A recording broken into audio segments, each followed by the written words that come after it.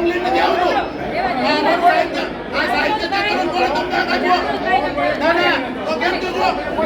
મોટી વાર્તાઓ કરો છો. આનો પરિપત્ર લઈ આવજો. સમાજિક નિયમો લઈ આવજો.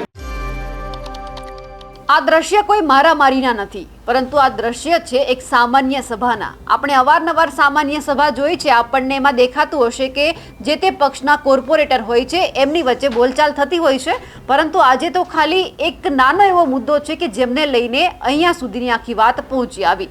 એક નાની ડાયરી સભાગૃહમાં લઈ જવાની ના પાડવામાં આવી અને આ દ્રશ્યો સર્જાયા. નમસ્કાર, નિર્ભય ન્યૂઝ સાથે હું છું રિદ્ધિ.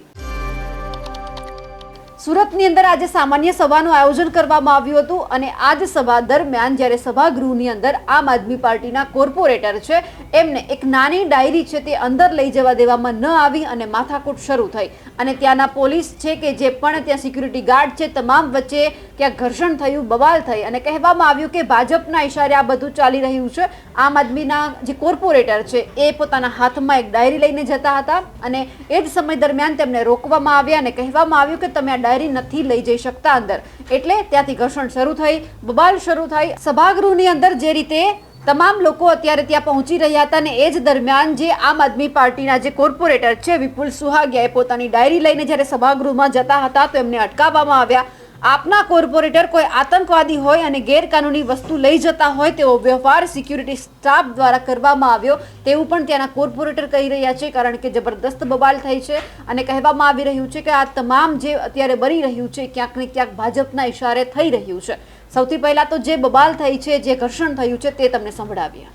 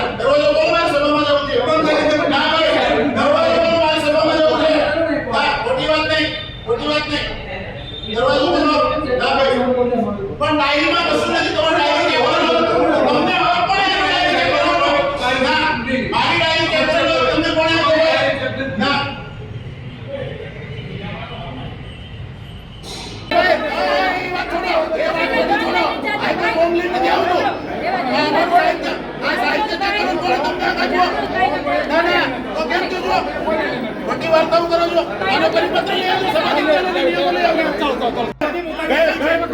क्या वक्त कर दिया जदी क्या वक्त कर दिया जदी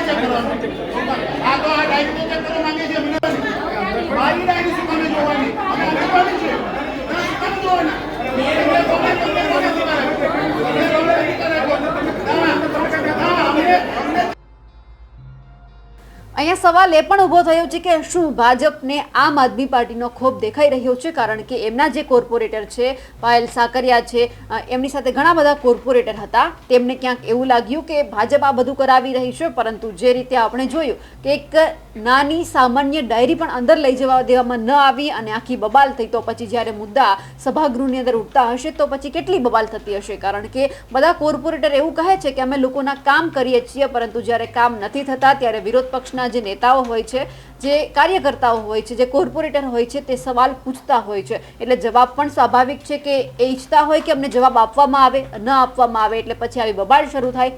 જે રીતે આ સુરતમાં બબાલ થઈ છે તેમને લઈને આપનું શું કહેવું છે, કમેન્ટ કરીને ચોક્કસથી જણાવજો. સાથે જ અમારી નિર્ભય ન્યૂઝ ચેનલને લાઇક, શેર અને સબસ્ક્રાઇબ કરવાનું ભૂલશો નહીં. નમસ્કાર.